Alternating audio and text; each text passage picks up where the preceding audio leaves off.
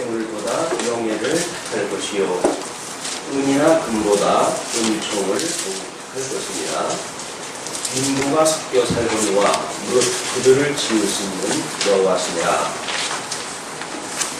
22장은 여전히 궁평한 메시아를 풍기한 내용으로 소개가 되고 있습니다. 잠언에 대해서 우리가 과정적인 목적에 대해서 이 과정적인 원학이라고 이렇게 이야기를 했어요. 목적에 대해서 하나님께 지혜롭게, 의롭게, 공평하게, 정직하게 이렇게 생각합니다.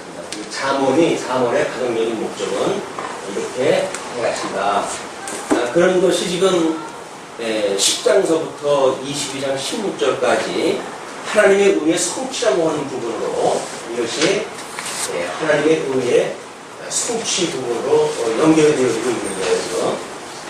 그 중에 지금 그 19장서부터가 공평한 메시아를 풍기하는 겁니다. 공평. 그러면 이것이 이제 잠언의 가정적인 목적인데, 하나님의 성취를 하다 했을 때 예수 그리스도를 통해서 이 지상 사역으로 성취되어지는 이것이 이제 우리 하나님의 직임 이렇게 해서 하나님의 직임 사역 공평 직임 신분 사역 품위 이렇게 해서 우리 기독론이라고 이야기하는 복음서의 4대 주제가 지금 예수님이 이루시고 있는데, 나름대로 지금 하나님의 의에 대한 이 하나님의 의를 여기서 목적으로 삼았을 때 잠언에서 이야기한 대로 복음서에서 이렇게 성취되어진다는 걸로 우리가 이제 확인할 때 해갔죠. 그러면 지금 이 공평이 우리 신분이라고 이렇게 이제 부분을 했는데, 왜냐하면 우리 지극히 높으신 하나님께서 낮아지심으로 낮았던 우리들로 하여금 부욕해 하시는 일이기 때문에 공평이라고 하는 것이 예수님의 신분이라고 그러죠. 그래서 비하의 신분과 승기의 신분을 통해 가지고 구약에 완납되어진 그리스도인 걸 증거하셨다. 이렇게 우리가 확인할 때 해가고 있습니다. 그런 과정 중에 이제 22장 1절부터 2절까지가 재물보다 명예와 은총을 택하라고 풍기하는 내용이라고 이야기를 했어요. 복음서에서도 이제 여러 성경이 다 설명이 되어 있지만 이 재물과 그 다음에 하나님과 이걸 또 대비를 갖다 해가지고 좀 소개가 되어지고 있단 말이에요. 어떤 것이 지금 더 우리한테 가치로운 것인가 아니면 근본적인 건가에 대한 이야기입니다. 하나님께서는 어떤 이 재물이라고 하는 걸 통해 가지고 하나님을 배우고 깨닫는 도구로 주어진 거죠. 그래서 우리가 이걸 수단적이거나 또는 방법적으로 이해가 하게 되어지고 이거를 목적으로 우리가 이제 이해가 하게 되어집니다. 인생은 하나님이 어떠한 분인 것을 배우고 깨달아서 그걸 경외하는 것이 인생의 본분인데, 이 하나님을 본분 경외도록 본분을 깨닫게 하시기 위해서 우리에게 이런 수단을 주신단 말이에요. 근데 사람들이 지혜가 없게 되면 사람들은 이 수단에 빠져버린단 말이에요. 과정에 빠져버려가지고 이 목적이 무엇인지 잊어버리고 이걸 취하려고 우리가 이제 혈안이 되어진 거죠. 이게 방향을 잃어버린 사람들, 현대인의 모습인지도 모릅니다. 그러나 우리 잠언의 하나님의 말씀의 능력은 우리로 하여금 이 재물을 수단적인 방법으로 이해하고 그 다음에 궁극적으로 하나님을 배우는 목적으로 이걸 우리가 지향하게 한다고 하는 것이 잠언의 지혜의 말씀을 주신 이야기입니다. 그래서 많은 재물보다 명예를 택할 것이요 은이나 금보다 은총을 택할 것이니라. 이는 재물이라고 하는 것이 하나님을 우리가 깨달아 아는 것으로서의 어떤 명예라고 한다면 이런 세속적으로는 그렇게 되어지는 것 같아요. 이 지금 대치를 시키기를 이 재물과 명예로 지금 이렇게 났잖아요. 그래서 우리가 이 재물을 일단 모으게 되면, 현상적으로 재물을 모으게 되면 일단 신분 세탁을 하게 되어지죠.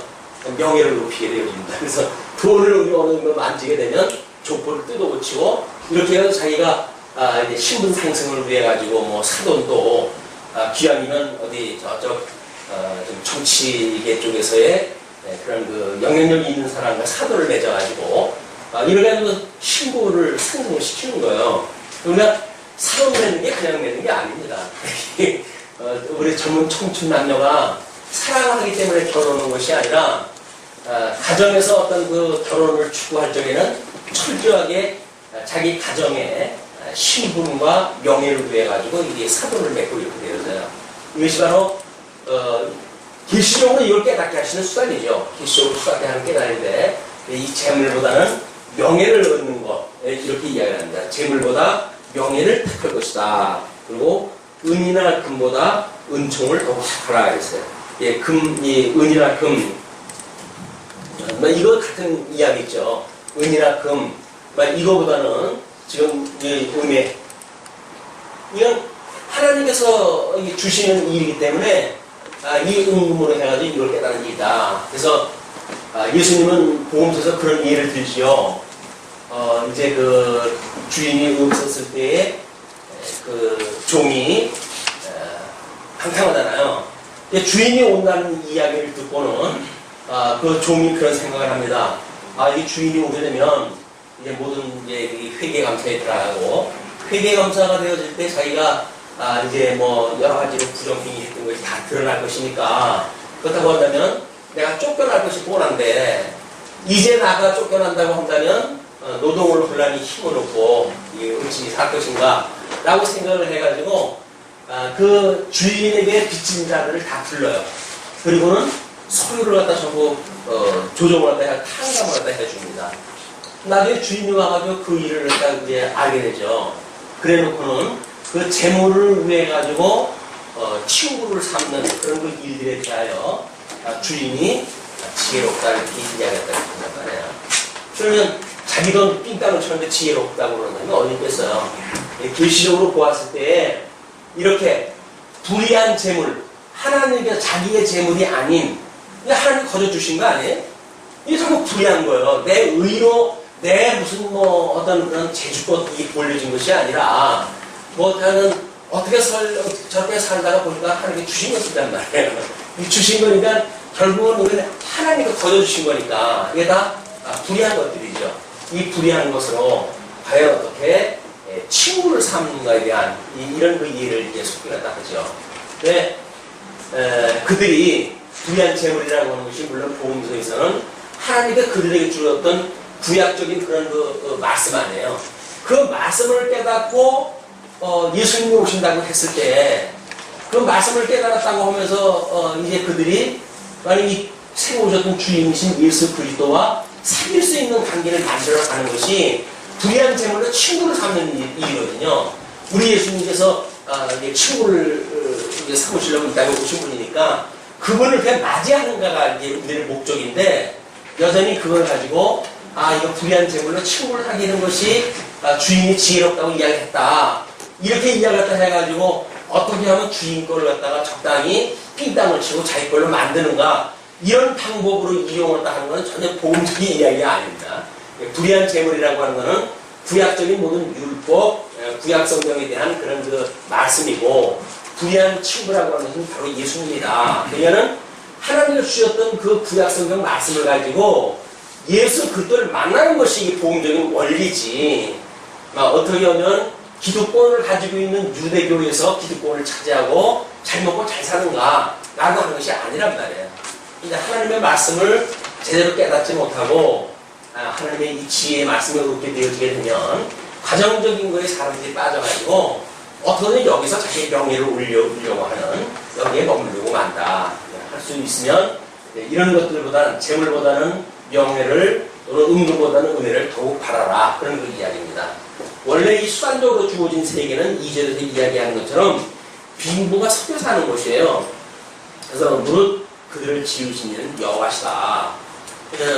지금 그 재물이나 은금 뭐 이런 것들은 다 빈한자나 부한자나 다 동시에 살고 있는 곳이기 때문에 하나님께서 있는 자는 있는 자대로 없는 자는 없는 자대로 여호와를 깨닫게 하시기 위해서 주신 거란 말이에요. 그러니까 그 여호와를 깨닫는 이걸 지으신 이가 여호와시니까 그분을 깨닫는 것이 우리들의 목적이지 어떻게 비난대로부터 구한대로 우리 신분을 바꿀 것인가 라고 하는 것은 본질적인 문제가 아니라는 겁니다. 세상이 어쩔 수 없이 이제 절대적인 빈곤 속에서 우리가 살다가 나름대로 이제 경제적으로 부를 누리게 되어지고 결국은 아마 극단적인 이런 빈부의 이분법화되어져 있는 세계 속으로 살고 있는 거 아니에요? 그래서 마치 있는 자가 자랑스럽고 없는 자가 수치스럽게 여겨지는 이런 세계인데 하나님께서는 그 빈부를 다 하나님께서 만드셨기 때문에 그 가치가 있는 것이 좋고 없는 것이 나쁘다고 하는 그런 이분법적인 것이 아니다. 하나님을 깨닫게 하는 좋은 기회로 주어졌다는 겁니다. 어떻게 보게 되면 어렸을 때서부터 가난하게 우리가 삶을 살았다고 한다면 가난한 삶 속에서 우리가 어떻게 참 세상을 살아갈 것인가가 나름대로 몸으로 익혀지잖아요. 그런데 만약에 잘 먹고 잘 살다가 느닷없이 우리가 이제 어떤 망했다든지 이렇게 되어지면 적용하고 살기 힘듭니다. 왜냐면 행세하고 살다가 배난간 그게 없어졌으면 그런 거 아니겠어요? 그래서 우리가 이 가난하게 사는 것도 충분한 몸으로 이 연습이 필요한 것 같아요. 늘 필요하면 가난하게 살던 사람들은 사실은 돈이 얼마 없어진다고 해가지고 금방 코가 빠질 이유가 없어요. 왜? 늘 없는 가운데 살았으니까. 우리는 없는 걸로 불편함을 느끼지 못해요. 그런데 있는 사람은 만약에 없어지게 되면 불편하게 되거든요. 그렇게 정말 그 재물을 얻었을 때 하나님을 깨닫는 도구로 사용이 되어져야 없어도 우리가 타격이 적지 그걸 세상을 누리는 어떤 그런 힘으로 권세로 갖게 되어지게 되면 없어지는 날 우리는 정말 쪽박이 깨지는 그런 경험을 당하게 되어진다. 그래서 높아진다고 해가지고 기고만장할 것도 아니고 없어진다고 해가지고 코가 빠질 것도 아니다. 그리고 하나님을 깨닫는 도구로 주어진 거라는 거죠. 이걸 모르게 되면 이 빈부라고 하는 것이 결국은 낮아지는 신분과 높아지는 신분이니까 결국 죽어야 산다는 이야기 아니에요? 우리가 재물이 있다고 한다면 재물을 버림으로 해가지고 결국 이 부활을 깨닫게 되어지는 도구가 되어진다는 이야기니까 연주보의 원리라고 그랬잖아요.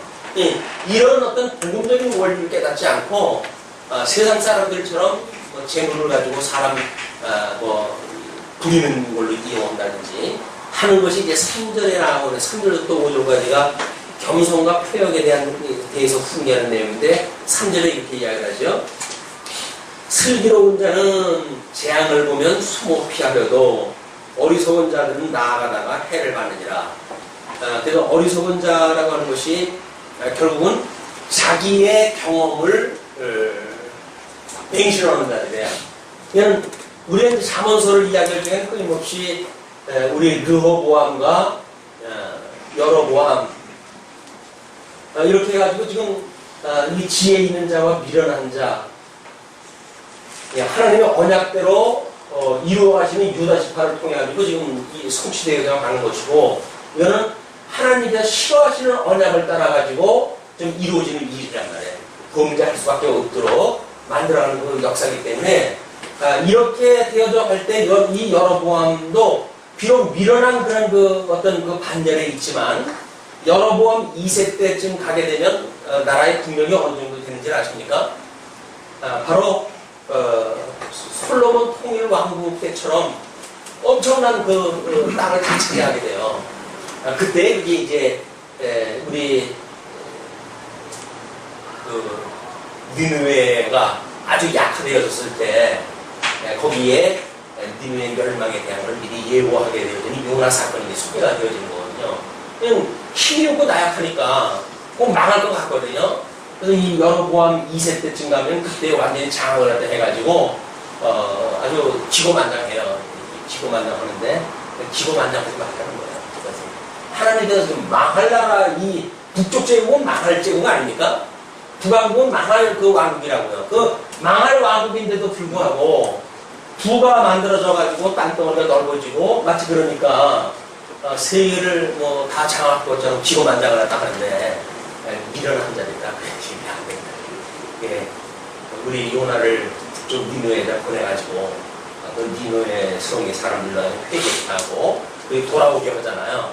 결국 그 니누의 아수에 의해가지고 북쪽 이스라엘이 멸망당합니다. 기고만장하다 결국은 북쪽 이 아수에 의해가지고 멸망당해요. 이 나라가. 이미 과정적으로 해가지고 있고 없고 하는 것에 대해서 어떤 그런 자기 힘의 권세의 그런 이 근거로 삼은 결혼을 미련한 일인가. 본질적으로 지혜로운 자의 반일이나 미련한 자의 반일이가 중요하지 과정적인 거에 있어서 뭐 많으냐 적으냐라고 하는 것이 관점이 아니다. 이렇게 이제 보시면 될 것 같아요. 그래서 슬기로운 자는 재앙을 보면 숨어 피하여도 어리석은 자들은 나아가다가 해를 받으리라. 북쪽 북왕조는 잘 나가다가 결국은 아수르에 의해서 멸망이 당하고 남쪽 유다는 뭐 힘도 없지만 하나님께서 키워놓은 것도 그 방법이에요. 이 르호보암은 한 집 안밖에 안 남겨놨으니까 뭐 힘이 있어야 뭐 다른 나라에다가 뭐 영향력을 행사하지. 그냥 끊임없이 힘이 없으니까 뭐 적당히 피하고 이렇게 해가지고 결국은 북왕조가 멸망이 돼도 남쪽 유다는 하나님 유지를 갖다 해가게 하신단 말이에요. 그래서 겸손과 여호와를 경외하며 보응은 재물과 영광과 생명이니라. 겸손과 여호와를 경외함. 이게 우리 본문에 대한 이야기인데 그런 것들을 우리가 하나님 앞에 보응을 받는 일은 재물과 영광과 생명이다. 그래서 르호보암은 결국은 이제 회복에 이르기까지 되어지죠. 이건 생명이 유지되어지는 거예요. 그래서 생명. 북왕조는 결국 아수르에 의하면 멸망이 되어지잖아요. 멸망이 되어지기 때문에 이거는 사망에 이르게 되어지는 겁니다.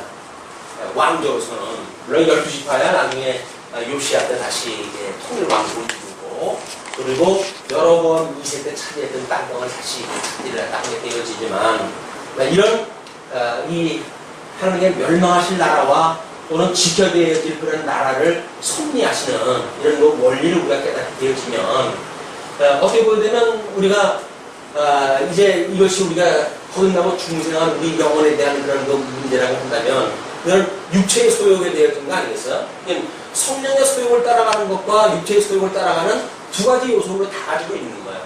이 언약자손이 이걸 다 가지고 있듯이 우리도 이 두 가지가 다 있다. 그러니까는 이 미련한 일들에 대해서는 이건 끊임없이 우리가 점점 육체의 소욕을 우리가 거슬려가지고 성령의 소욕을 이끌려가지고 받는 것이 이게 지혜로운 성도들의 삶이지 어떤 세상의 사람들처럼 많고 적고 강하고 약하고 하는 과정적인 걸로 이 육체적인 관점으로 보는 일은 미련한 일이다. 그 얘기입니다.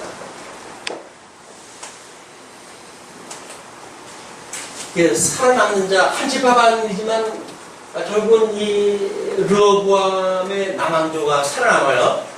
강한 자가 살아남는 것이 아니라 살아남는 자가 강한 겁니다. 진리도 마찬가지예요. 뭐 변화된 진리를 다 한 것처럼 기고만장하다가도 어느 날 시험 들어가지고 그냥 다 치고치고 관두는 사람들 많거든요. 근데 잘 모르겠어요. 하나님 말씀 잘 모르겠어요. 이러고 하면서도 끝까지 남아있는 사람이 생명이 남아있는 사람들. 이게 은혜입니다. 하나님의 은혜. 축하합니다.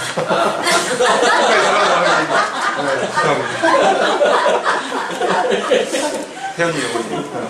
그러면 우리가 이제 어떤 과정적인 논리로 해가지고는 알아서 믿는 거지 이렇게 이야기를 하잖아요. 근데 궁극적이고 어떤 그런 큰 입장에서 보게 되면 모르고도 나머져 있는 것이 은혜인 거예요. 그러다가 차츰 깨닫기도 하고 하나님 앞에 가까이 나가고 하는 일이지. 공부는 뭐냐, 알아듣지 못하는데, 적당히 그냥 가버리고. 안 듣고 자꾸 그러면 이게 빈익빈이라, 빈익빈. 결국은 이 미련한 자가 하는 일이란 말이에요. 근데 몰라도, 하나님 앞에 예배드리는 마음으로, 또 공부하다 보면, 졸린데 이걸 들어야 되나, 어쩌나, 이런 생각이 들죠.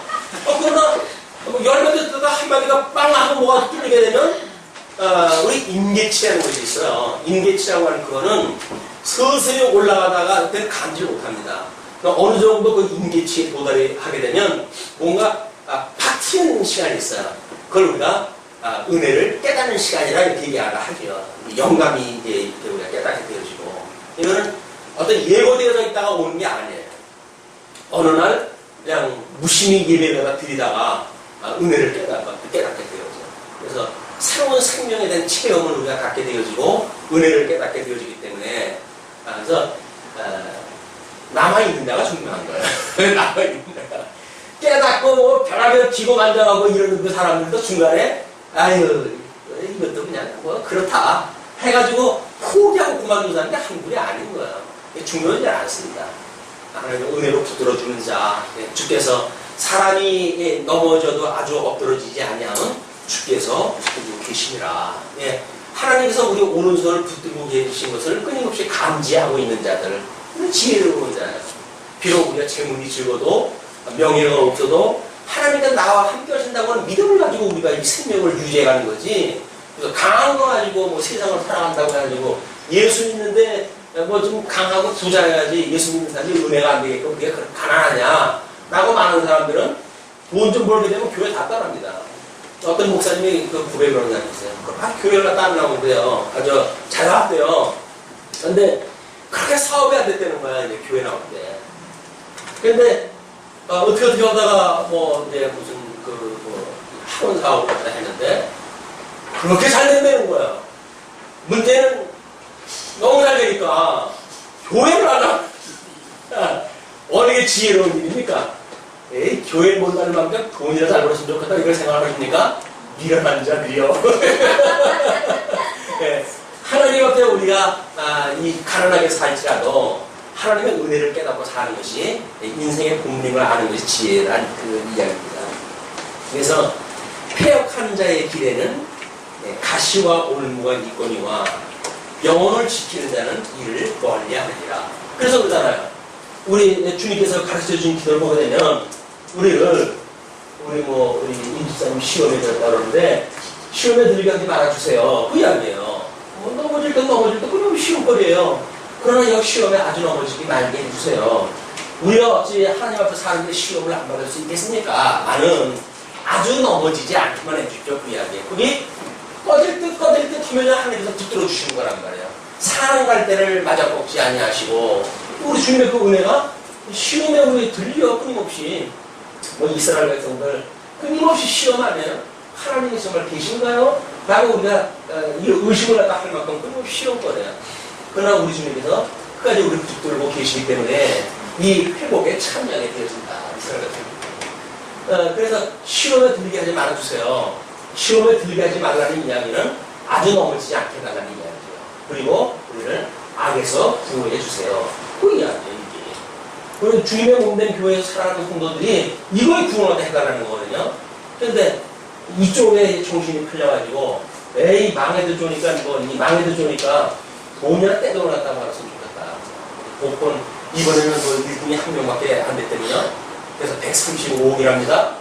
135억 본배락을 받았으면 좋겠다 이렇게 생각할 수가 있겠으나 135억 본배락 맞는 순간에 죽어버리면 무슨 의미가 있어요. 아무 의미가 없죠. 아니 나한테 누릴 것이 있어야지. 내가 죽은 뒤에 내 파트너가 가져가겠지. 그렇지 않아요. 나는 복권 받고 죽고 내 그 파트너가 그걸 가져가야 돼. 근데 파트너가 가지고 사는 죽은 나하고 뭔 관계가 있다고. 그래. 일부 월씩 거기다 해가지고 할 수만 있으면 복권이 좀 나한테 주세요. 이런 것들은 지혜입니다. 하나님께서 우리를 가난하게 살아가게 할지라도 하나님의 은혜를 깨닫고 사는 일이 매우 중요합니다. 보여줍니다. 그래서 가시와 올무가 늘 있어요. 그 사람은 넘어지면 완전히 사망해요. 그러나 영혼을 지키는 자, 하나님께 붙들어 주시는 자는 끊임없이 시험에서 피하게 하시고 악에서 구원을 해주신다. 6절은 어린이 교육에 대해서 성경으로 이야기를 했는데 워낙 이야기가 잠언의 형식이기 때문에 일관성이 없어요. 그러나 이제 그런 그 내용들을 이렇게 묶어가지고 봤을 때 공평한 메시아를 숭배한 내용을 느껴지는 거죠. 자, 마땅히 행할 길을 아이에게 가르치라. 그리하면 늙어도 그것을 떠나지 아니한다. 또 마땅히 행할 길이라고 하는 게 뭐예요? 이거예요, 이쪽에 거. 마땅히 행할 때 이걸 가르치라는 이야기예요. 근데 자식한테 현실감을 갖다가 일거에 이러는데나 어쨌든 해가지고 그냥 그 어린아이한테 돈만 진짜 보여주는 사람이 있어요. 돈을 봐야지. 욕심이 의해가지고 잘 산대나, 욕심이 있어요. 잘 산대나, 어쨌거나 해가지고, 이쪽 것만 교육을 시키는 사람이 있거든요. 근데 그건 지혜로운 일이 아닙니다. 재물은 하나님께 주신단다. 하나님의 말씀으로 사는 거야. 어린 시절부터 마땅히 행할 것, 이걸로 가르침이 중요하다. 그렇게 되면, 노후 준비가 그때서부터 된다는 거 아닙니까? 늙어도 그것을 떠나지 않는다니까. 회복이 되어 있단 말이에요, 노후에.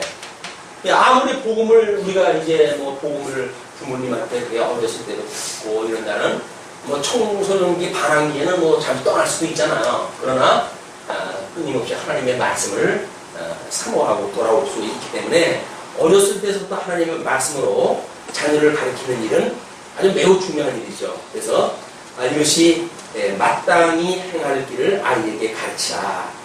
그래야면 늙어도 그것을 떠나지 아니한다. 7절은 부자와 체주에 대해서 공개를 합니다. 임체주가 아니라 부자는 가난한 데를 주관하고 빚진 자는 체주의 종이 됩니다. 우리 20장에서도 그게 언급이 되었지만 뭔가 우리가 돈을 가지고 있는 자의 종이 되어지는 상태. 그러나 우리 하나님께서 섭리를 해가시는 걸 보면요, 이제 가나안, 이 가나안 땅은 하나님께서 이 셈족에게, 가나안족에게 주었던 땅 아니에요? 근데 이거를 땀으로 흘려가지고 개간을 갖다 하게 해요. 그리고 몇백 년이 흘른 후에 아브라함을 불러오셔가지고 이 땅을 주시게 되어집니다. 처음에는 어쩔 수 없이 여기가 강하니까 이 아브라함이 이 사람들한테 빌붙어가지고 살아야 돼요. 영향력을 받고 살아가고 그렇게 돼요. 그러나 애굽에 데려갔다가 400년 동안 아주 하나님의 그 힘을 기르게 되는 내공을 키우는 시간입니다. 애굽에 데려가가지고 그리고 광야에 들어와가지고 그 원리를 끄덕을 갖다 하고 이 가나안 땅을 아브라함이 다 차지를 갖다 하게 되었거든요. 그냥 과정적으로 놓고 봤을 때 어느 시점에 대한 이야기인지를 우리가 봐야 궁극적으로 지혜로운 자에 대한 이야기나 미련한 자에 대한 이야기냐를 우리가 볼 수가 있습니다. 그래서 부자는 가난한 자를 주관하고 이건 현실적으로 많은 이야기예요. 그러나 그것이 우리 하나님의 이런 정말 마땅히 행할 바를 깨닫게 되어지는 자들이 영적으로 강화가 되어지게 되면 그 자들을 이용해가지고 영적인 거를 이용을 갖다 하도록 이걸 갖다 만드신 거지, 이렇게 부한 자들에게 그렇게 부함을 주시기 위해서 만든 게 아니에요. 하나님께서 우리 야벳의 역사도 마찬가지죠. 창백해 했던 그 야벳의 문화가 셈의 문화 속에 이게 장막에 과도록 혹시 않습니까? 그들은 뼈박이 그 일을 딱 하는 거예요. 창대한 그 문화를 창달하고, 그리고 영적으로 해가지고는 종교가 그들의 전 유럽의 그런 종교가 되어졌는지 모르지만 기독교가 총신만 돼가지고 별거 아니었잖아요. 종교 개혁이 일어나고 500년이라고 하는 시간이 걸쳐 오면서 끝내 셈의 장막에 거하게 되어졌을 때 그 복음의 진수를 누리게 되어지는 겁니다. 이런 것으로 봤을 때 이제 이런 과정적으로 볼 수가 있겠고, 악을 뿌리는 자는 재앙을 거두리니 그 분노의 기세가 쇠하리라. 이거는 여러 가지로 복음서에도 설명이 되어져 있죠. 시부랭자의 비유에서도 나오고 나오지가 있지만, 저는 하나님이 하시는 일을 과정적으로 어떤 힘들게 만드는 또는 반대 악한 역할을 갖다 해가게 하시는 하나님의 그 역사를 보게 되면 악을 뿌리는 자도 그 일을 다 해야 돼요. 이 미련한 자는 그 일을 다 해가야 됩니다. 근데 그것이 재앙을 거두게 되어진다는 거예요. 그렇기 때문에 기고만장하던 그런 것들이 다 기세가 쇠하게 되어진다. 네, 악한 자가 이렇게 이 기세를 갖다 높이고 그럴 적에는 미련한 지혜로운 자는 어떻게 한다 그랬어요? 그때 이런 걸 멀리한다 그랬잖아요. 피하는 거예요. 힘 있으면 하나님께 너 주신 권세니까 마음대로 써먹어봐라. 언제까지 그것이 가는가 보자 라고 이야기를 하면 아닌 게 아니라 끝에 맞게 가게 되면 결국 그것이 다 무너져 내리고 그리고 재앙을 당하는 모습을 보게 되어집니다. 그 다음에 9절 선한 눈을 가진 자는 복을 받으리니 이는 양식을 가난한 자에게 줌이니라. 선한 눈이라고 하는 그거는 하나님이 기뻐하시는 걸 볼 수 있는 사람들을 이야기하겠죠. 그런 자들은 양식을 가난한 자에게 나눠주게 되어지기 때문에 그렇다. 양식을 가난한 자에게 나눠주는 건 뭐 우리가 복음을 증거하는 것도 마찬가지예요. 복음이 없는 자들에게 복음을 전하는 것도 포함되어지고 있다. 신령하는 것으로는 물론 우리 말씀으로 오실 예수를 드리는 이야기이기도 하죠. 10절 거만한 자를 쫓아내면 다툼이 쉬고 싸움과 추욕이 그칩니다. 참 국회의원들 싸우는 거 보면 참 기술들 좋아요. 느닷없이 뭐 다른 주제를 가져와가지고 또 싸움을 갖다 또 극대화시키고 그래야도 어떤 거는 뭐 슬쩍 또 뭐 싸움의 주제로 없어지기도 하고 그런 그 기술들이 아주 능한 사람들인데 근데 거만한 자를 쫓아내야 다툼이 쉰다네. 거만한 자라는 이야기는 하나님의 순리를 순리를 보지 않는 자들을 이야기합니다.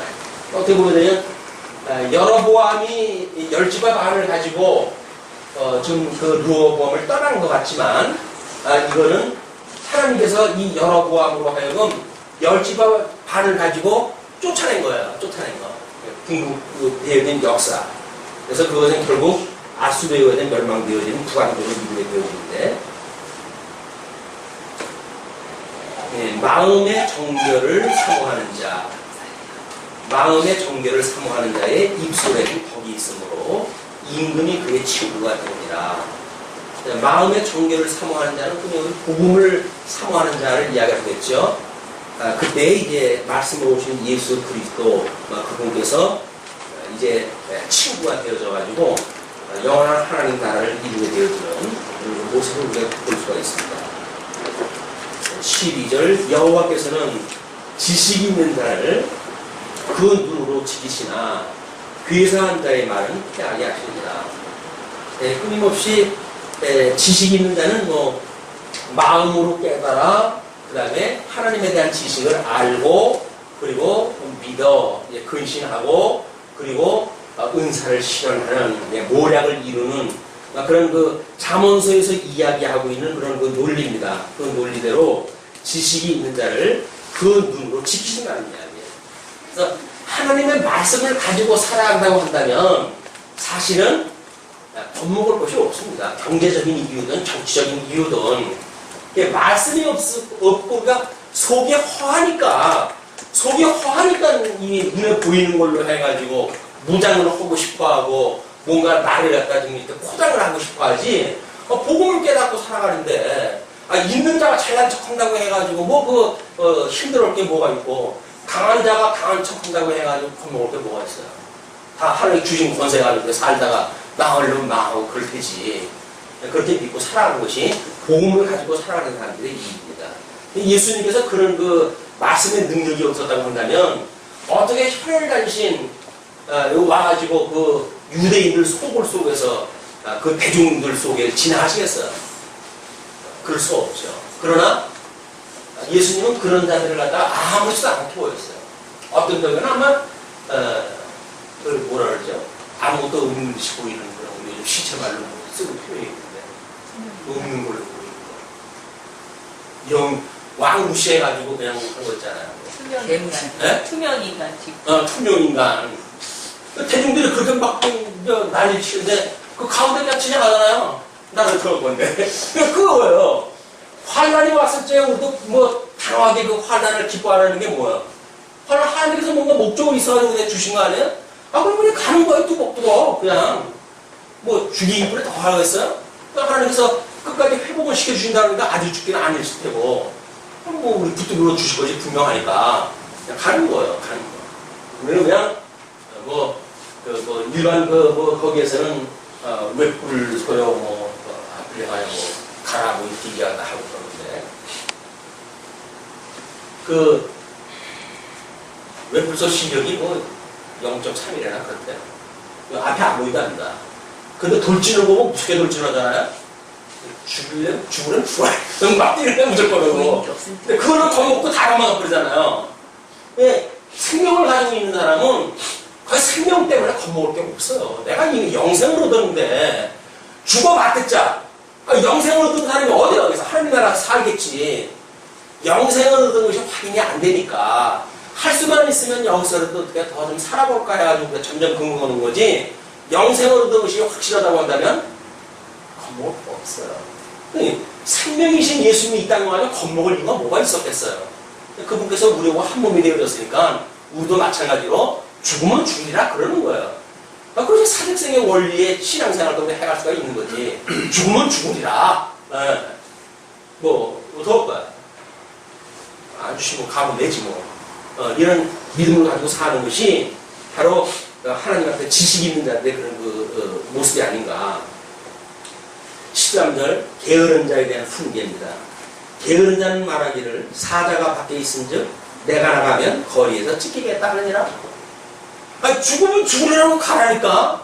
근데 미련한 자는 바깥에 사자가 있는데 어떻게 나가요? 맞아요. 복음을 깨닫고 살아간다고 한다면 바깥에 사자가 있건 뭐 상관이 있어요. 영생으로 보는 우리들이 사자들 물려 죽어봐야 내 육신밖에 더 죽이겠어요. 그러니까는 내가 나를 죽일 수 있는 거는 육체는 죽이고 사도 베드로가 복음을 증거했을 때 그들 대적하는 자들이 그랬던 거 아니에요. 내가 살려줄 테니까 예수님 부활했던 얘기만 하지 마라. 내 육체를 죽일 수 있는 너희의 말을 듣는 게 오느냐, 내 영혼까지 죽일 수 있는 우리 하나님의 말씀을 듣는 게 오느냐, 너희들이 판단하라. 그러잖아. 너희들이 판단하라. 그러면 우리 예수 그리스도의 생명을 우리가 가진 자들인데 뭐 그들이 겁준다고 해가지고 복음을 갖다가 슬쩍 감추고 있고 뭐가 있어요. 그것만 예수가 부활했던 것만 같이 이제 말하는 거예요. 다른 거 다 살려도 좋은데. 근데 그게 복음의 핵심인데 그걸 안 가르치면 그래요. 그러니까 어떤 것이 옳은지 너희들이 판단해라. 뭐 어떤 사람이 이덕성이 아무개 목사님한테 잘못했다고 빌기만 하면 될 텐데 뭐 이런 얘기를 갖다 했더니 웃겼어요. 누가 누구한테 빌어 지금. 아니 누가 누구한테 빌어요. 이런 거야 이게. 죽으면 죽으라고 가는 거지. 무슨 뭘 거기서 빌어가지고 굳이 해가지고 살면 격방살이 오면 뭐가 나아질 것 같아가지고 그래요. 이제는 그거 더 승한 하나님의 말씀을 깨달았는데 거기서 빌부터가 살아야 될 이유가 뭐예요? 죽으면 죽으라 가는 거지.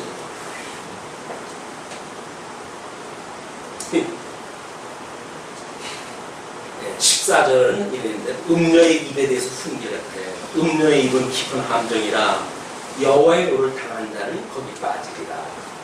음녀라고 하는 것은 성경에서 그것이 비진리의 세력입니다. 적그리스도 세력인데 깊은 함정이라는 거예요. 진리에서 삐끗하여가지고 비진리로 가게 되면 다른 글자가 적자 하나밖에 없어요. 이쪽에 그리스도 우리 예수를 그리스도로 믿는데 이 적그리스도를 믿는 사람들이 있거든요. 적자 하나밖에 다른 게 없어요. 우리가 비슷해요. 지름이 여기도 삼직이 있고 여기 삼직이 있고 다 비슷해요. 그런데 정말 우리가 그리스도를 믿는다고 한다면 이 음녀의 이런 끊임없이 경계를 해야 미혹당하기 쉽거든요. 할 수만 있으면 눈에 보이는 거 가지고 내 말 들으면 안 잡아먹지라고 해가지고 우리를 미혹다 하니까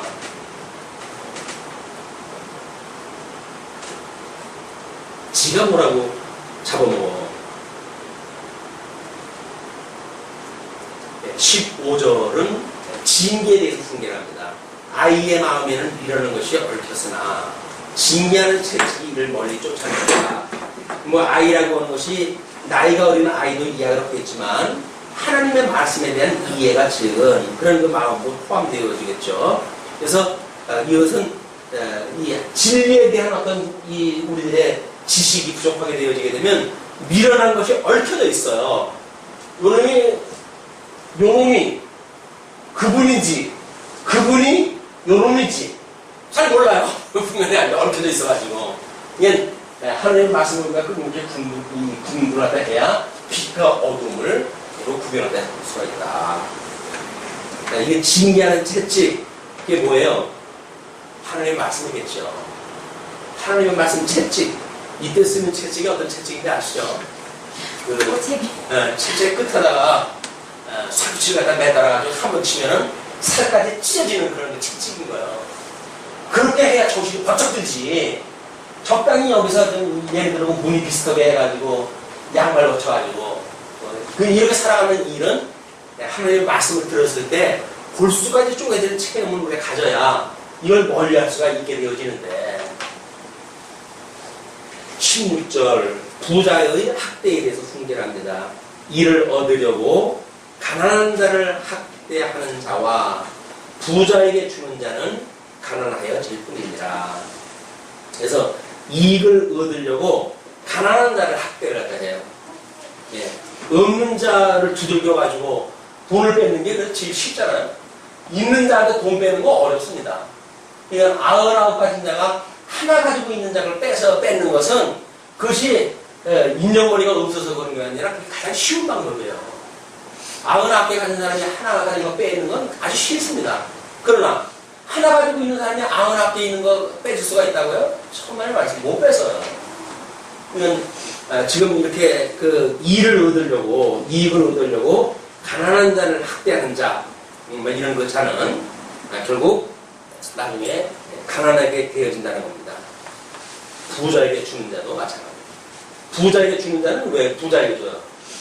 99개나 가졌는데 왜 하나밖에 없는 자가 자기 거 하나를 뺏어가지고 99개 있는 자한테 줄까요? 나는 도움이야. 당신의 도움이 돼가지고 당신이 나를 살려주는 한 나의 모든 걸 당신한테 맡기겠습니다. 그 이야기예요. 하나 있는 것마다도 이한테 뺏겨가지고 결국은 적그리스도의 밥이 되어지는 것은 미련하답니다. 하나를 가졌다고 하더라도 그리스도를 우리가 깨달아가는 도구로 종잣돈을 삼아야지 그걸 부자에게 주는 것은 미련한데 끝내 가난하게 되어진다. 네, 16절까지가 지금 우리가 제3장으로 소개가 되어져 있죠. 이 잠언 10장부터 22장 16절까지 되어져 있었는데 이거를 솔로몬의 지혜의 시라고 구분이 되어져 있어요. 이제 우리 유대의 저에는 그래서 성경 개론을 갖다 보시게 되면 거기는 솔로몬의 그 지혜의 시로 되어져 있고 그 다음에 잠언 22장 17절서부터가 지혜로운 자의 잠언 제1집으로 분류가 됩니다. 유대교의 지금 잠언의 분류 방법이에요. 그렇게 이제 되어져 있거든요. 구약을 그렇게 분류가 해놨는데, 우리 거는 지금 잠언 22장 17절로부터 하나님 나라의 성취로 보았어요.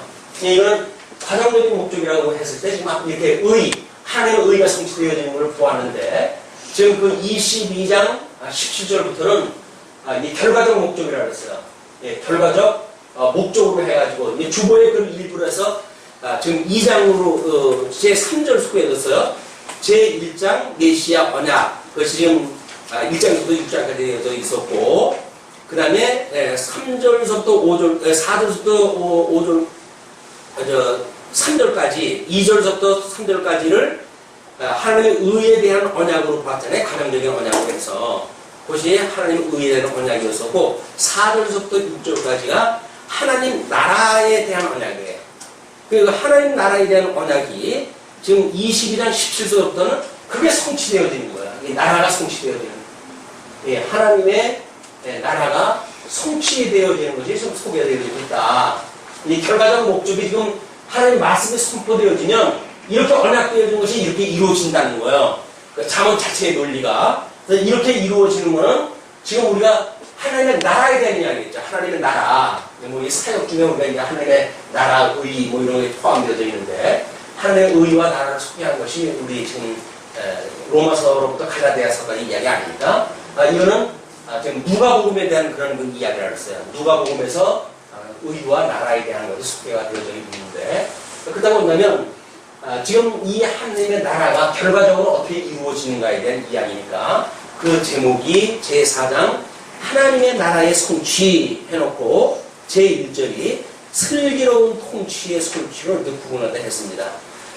물론 맨 위에 언약, 하나님 나라에 대한 언약을 지혜로운 통치를 하게 하고 현명한 통치를 하게 한다고 이렇게 이야기를 했어요. 그러니까 우리 자문이 하나님의 말씀은 우리들로 하여금 결과적으로 지혜로운 통치를 하게 하고 현명한 통치를 하게 한다. 하나님의 나라에 우리가 예수님은 그걸 갖다 이루시는 분으로 이루게 되어지고 성도는 예수 그리스도 안에서 주님의 몸된 교회를 이걸 또 이루게 되어지는 거죠. 그 이야기입니다. 그래서 22장 17절서부터 이제 슬기로운 통치의 성취를 보았고 24장까지를 지혜롭게 다스릴 것을 훈계하는 내용으로 구분한다 했고 다시 이제 22장 17절부터 끝까지 22장에 대하여 압제하지 말 것을 훈계한 내용으로 구분한다 했어요. 같은 장인데도 불구하고 장이 바뀌는 일이기 때문에 조금 좀 주의를 우리가 해서 살펴볼 이유가 있습니다. 그 다음에 이제 22장 17절로 21절까지 지혜로운 자의 공고에 대해서 훈계하는 내용이다. 이렇게 구분하다 했어요. 지혜로운 자의 공고. 그러면 17절.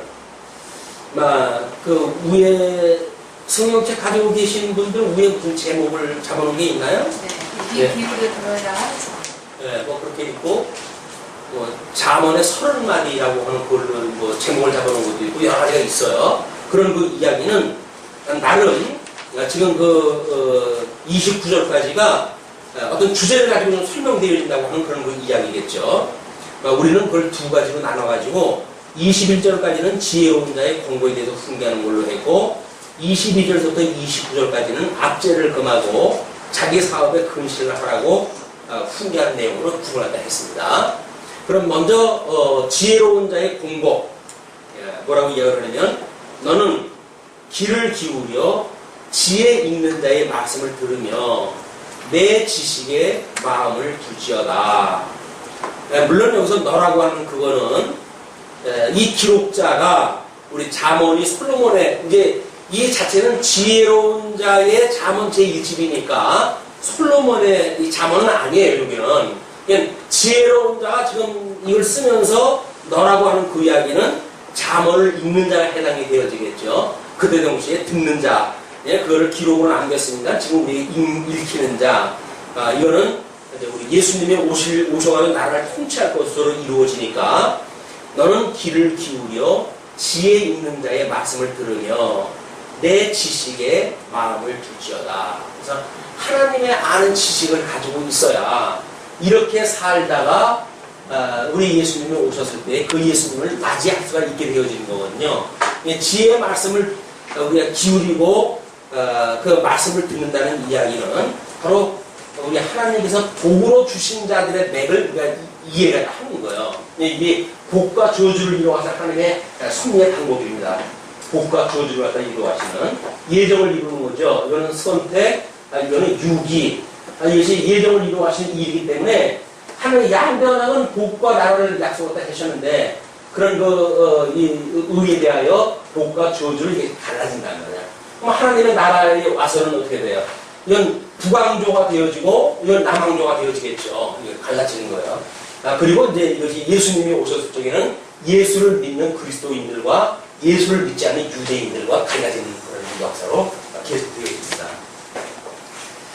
그러면서 이것을 내 속에 보존하며 내 입술에 있게 하니 아름다우니라. 그래서 하나님의 말씀을 우리가 마음속에 보존하는 일, 간단하게는 주는 그리스도시요 살아계신 하나님의 아들입니다라고 하는 걸 신앙 고백으로 이야기를 하잖아요. 그리고 우리가 아침에 사도신경을 외우고 그러는데 어떤 날들은 사도신경이 성경이 없는 내용이기 때문에 외울 필요가 없다 이렇게 이야기도 하고 그러는데 사도신경이 성경 66권을 압축한 내용이에요. 이게 압축한 내용. 그래서 우리 성부 하나님을 믿사오며 성부 하늘에 계신 하나님 아버지를 내가 믿사오며 그 다음에 우리 둘째 아들 예수 그리스도 성자 우리 예수 그리스도를 믿사오니 이는 이제 우리 성모 마리아 성모 우리 천주교에서는 성모라고 이야기를 하지만 마리아 몸에서 성령으로 잉태하사 동정녀 마리아에게 나시고 본디오 빌라도의 고난을 받으사 십자가에 못 박혀 죽으시고 사흘 만에 부활하사 해가지고 예수 그리스도의 지상사역을 쭉 이야기를 하잖아요. 그리고 이제 하늘에 올라가셔가지고 천상사역을 이야기를 해요. 이 천상사역의 이야기를 할 때 지금 성령을 보내주셨던 성령의 사역에 대해서 이야기를 하시죠. 이건 성부, 성자, 성령에 대한 이야기, 삼위일체에 대한 이야기가 여기 다 포함되어져 있고, 그 다음에 이 구약, 이 전부 그 내용, 이 구약의 언약대로 오셨던 예수 그리스도와 그 다음에 예수님의 지상사역과 천상사역이 다 소개가 되어진 거예요. 사도신경만 그러니까 차근차근히 또 우리 어떤 구조를 가지고 이걸 공부를 하게 되면 구약성경, 사도신경 잠시 외울 때 구약성경을 갖다가 쭉 이걸 생각을 하면서 읽게 되면 성경 한꺼번에 다 우리가 한번 상기를 갖다 하는 거예요.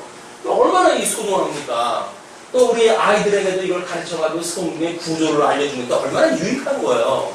그걸 필요가 없다 해가지고 지워버릴 생각만 자꾸 하니까 이게 촌부들이 신분 세상을까 하기 위해가지고 그래도 2000년이나 이렇게 계속되어져 왔던 어떤 전통 이런 것들을 없애려고 한다.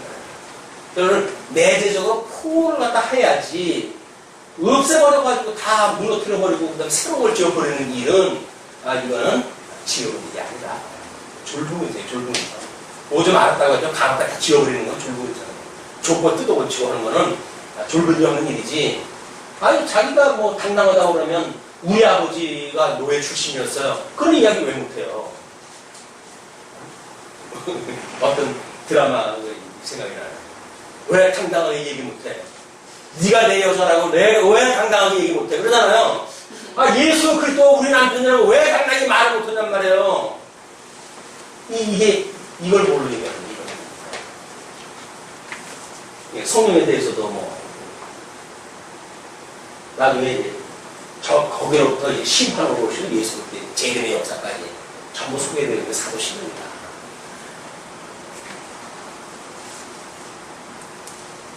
내가 너로 여호와를 의뢰하게 하려 이것을 오늘 특별히 내게 알게 하려니 오늘 특별히 알게 하셨답니다. 여기서 특별히 들으신 분들한테는 하나님의 축복이 함께 하실 걸로 믿습니다. 네. 내가 모략과 지식의 아름다운 것을 기록하여 너로 진리의 확실한 말씀을 깨닫게 하며 또 너를 보내는 자에게 진리의 말씀으로 화답하게 하려 함이 아니냐. 이는 지금 모략과 지식의 아름다운 것을 기록을 할 때 하나님의 그 영광, 언약대로 이루어지는 모든 현실, 역사, 이런 그 하나님에 대한 지식, 이런 그 아름다운 것, 뭐 영화로운 것, 영광 이렇게 볼 수가 있겠죠. 그런 걸 다 기록을 할 때 해가지고 너로 이 말씀을 듣는 자로 하여금 진리의 확실한 말씀을 깨닫게 한대요. 그리고 너를 보내는 자에게 진리의 말씀으로 화답하게 하려 함이 아니냐. 예수님이 이 말씀을 듣고 이 말씀대로 오셨을 때에도 마찬가지로 우리 아멘으로 화답하는 자들에게 복이 있는 겁니다. 네, 이 시간에 일 삼아 오셨던 우리 곰 집사님한테도 하나님의 은총이 함께 하시겠습니다. 아멘. 네. 그 다음에 이제 22절서부터 지금 18절서부터 어디에요? 29절까지 22절부터 29절까지 압제를 금하고 자기 사업에 근신을 하라고 훈계가 나옵니다. 약한 자를 약하다고 탈취하지 말고 공고한 자를 소문해서 압제하지 말라. 그래서 약한 자를 가지고 노는 거는 가장 비굴한 자들이 하는 일이 비굴한 자들. 조금 돈 있다고 해야지 돈 없는 사람 갈시하고, 명예 좀 있다고 해야지 명예 없는 자 갈시하고, 무슨 뭐 힘 좀 있다고 해야지 힘 없는 자 갈시하고, 약한 자를 약하다고 탈취하지 말며 공고한 자를 성문해서 압제하지 말라. 대저 여호와께서 신원하여 주시고 또 그를 노략하는 자의 생명을 빼앗으시다. 그래서 약한 자는 누가 함께 계신 겁니까? 하나님이 함께 하시는 거예요. 하나님이 함께 하는데 조금 무슨 뭐 돈 좀 있다고 해야지 명예 좀 있다고 해야지 힘 좀 세다고 해가지고 기고만장하고 그랬을 때 우리가 하나님 앞에 저를 불쌍히 여겨주세요. 기도가 다 할 일이지. 저 인간 원수 좀 갚아주세요. 대신 그럴 이유는 없잖아요. 얼마나 가진 게 없고 허약하면 그 몇 푼 안 되는 돈 가지고 행세라고 조금 가지고 있는 힘 가지고 행세를 갖고 했습니까? 영생을 얻은 이 성도라고 한다면 마땅히 그런 자들을 불쌍히 여기게 되어지는 거죠. 노를 품는 자와 사귀지 말며 울분한 자와 동행하지 말지니. 노를 품는 자 속에 늘 이 노를 품는 자가 있어. 늘 그냥 이 가슴에 그걸 아주 푸고 사는 사람이 있어. 때만 되면 언제까지 내가 칼을 뽑아서 한번 어떻게 허리라 하는 자들이 있는데 그런 자들로 사귀지 말래요. 울분한 자와 동행하지 말래요. 이게 전염이 되기 때문에 그렇죠. 말진이 하니까 그 이유는 이유일 겁니다. 그 행위를 본받아서 내 영혼을 올무에 빠칠까 두려웁니다. 그래서 이 악한 동물하고 이 동물들하고 함께 살게 되면 자꾸 오염이 돼요. 진리를 가지고 있는 자가 비진리를 가지고 있는 자들하고 짝하게 되면 자꾸 오염이 되어져요. 할 수만 있으면 이 미련한 자들하고 거리를 두는 게 좋아요. 미련한 자. 세상에 돈이 안 되는 게 없는 줄 아는 자들. 권세가 있으면 세상에 안 되는 것이 없는 걸로 아는 자들. 이런 자들은 아주 미련한 자들이거든요. 그걸로 되어지는 것이 아니라 만사가 하나님의 언약대로 되어지는 일이지. 세상에 지네들이 가지고 있는 뭘로 된다고 보여지니까 그 허튼 소리로 하고 사는 거 아니겠어요? 불쌍한 인생이에요. 불쌍한 인생. 오염되니까 함께 살지 마라. 그 이야기입니다. 너는 사람으로 더불어 손을 잡지 말며. 사람으로 더불어 손을 잡지 말라는 이야기는 인본적인 거로부터 발생되어지는 모든 그런 사업에 대한 이야기입니다.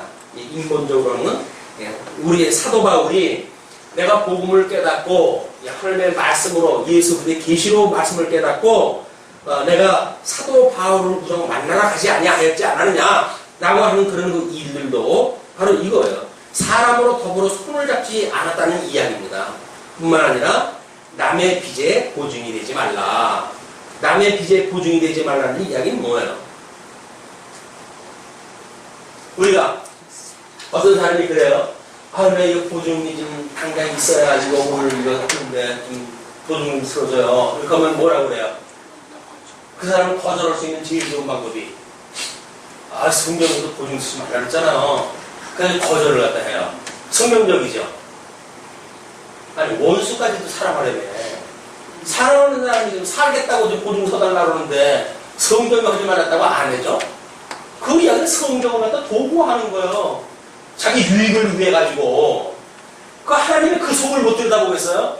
이 썩을 놈아. 하나님 다 알죠. 그걸 가지고 무슨 성경이 어떻고 의가 어떻고 그렇게 수장을 갖다 버리냐. 하나님 그 속을 왜 모르겠어요. 이걸 잘못 여기게 되면 우리는 그런 걸로 이용을 한단 말이에요.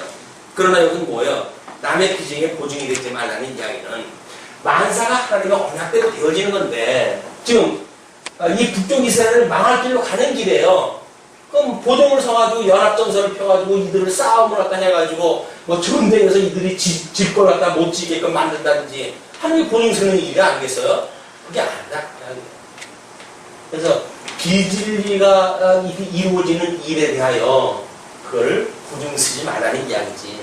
사랑하는 사람이 돈 거의 없어가지고 지금 나하게 생겼는데 형편되는데 보증이 아니라 그냥 있으면 형편되고 줄 수도 있지. 무슨 보증을 갖다 쓰지 말랬다고 안 된다고. 성경들이 아니기 때문에 안 된다고. 이속 빠른 소리를 한다고 해요. 속이 보이잖아요, 꼴이. 영악을 갖다 떨어요. 영악을 떨어요. 만일 갚을 것이 없으면 내 누운 침상도 빼앗길 것이라 내가 어찌 그리하겠느냐.